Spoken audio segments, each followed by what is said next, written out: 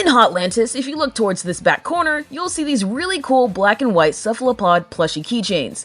This is our third time seeing these, first in the Salmon Run Next Wave trailer, and most recently in this promotional art. These funky keychains are actually from Crossing Splatoon, a Splatoon merch line dropped exclusively at the Nintendo Tokyo store in Shibuya, Japan in 2019. This collection includes a variety of unique items such as shirts, jackets, bottles, shoeboxes, life-size skateboards, finger-size skateboards, the aforementioned keychains, and a handful of other amazing goodies.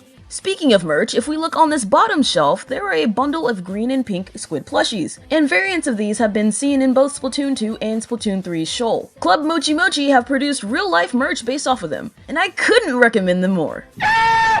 We're not done with Hotlantis quite yet. As some of you may know, Harmony isn't just a shopkeeper, but a lead singer of Chirpy Chips in both Splatoon and Splatoon 2. Before Splatoon 3, Harmony was known only by her Japanese name, Peruko. Additionally, Harmony is the first and only band member to make a 3D modeled in-game appearance. But we're still not done with Hotlantis. When entering the store, Harmony is seen fiddling with the Ultra Hand, a Nintendo licensed toy manufactured way back in the late 1960s. Nintendo was originally a toy company founded in 1889, and this isn't the first time they've referenced the mighty Ultra Hand in their video games. But would you believe me if I told you we're still not done with Hotlantis, because at the back of the shop and throughout the Direct, we can see some odd collectibles that heavily resemble Furbies. Both the regular Furbies and the unofficial long Furbies seem to be parodied in the Splatoon universe. What would they even call these? Scorbies? Cephalobees? Did you know that in 1999, Furbies were temporarily banned from the United States National Security Agency due to concerns of them recording classified information? Rock vs. Paper vs. Scissors is the first Splatfest of Splatoon 3, taking place on August 27th, also known as World Rock Paper Scissors Day. Additionally, this Splatfest theme was teased several minutes before its announcement in the Direct. That's pretty sneaky of you, Nintendo.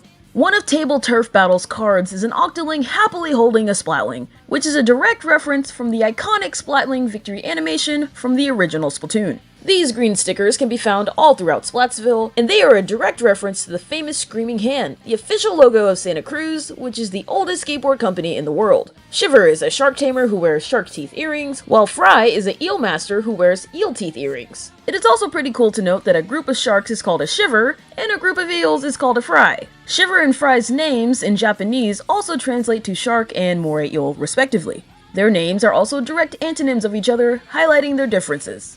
As for Big Man, well, Big Manta.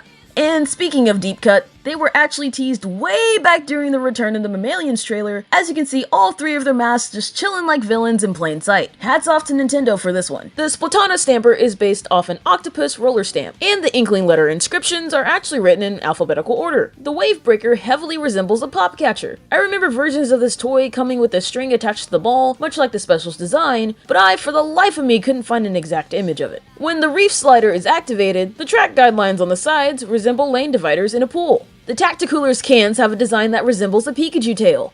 No wonder these drinks are so electrifying.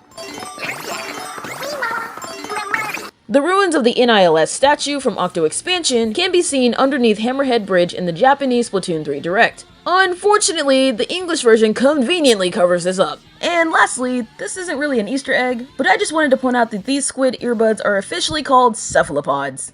What an amazing pun.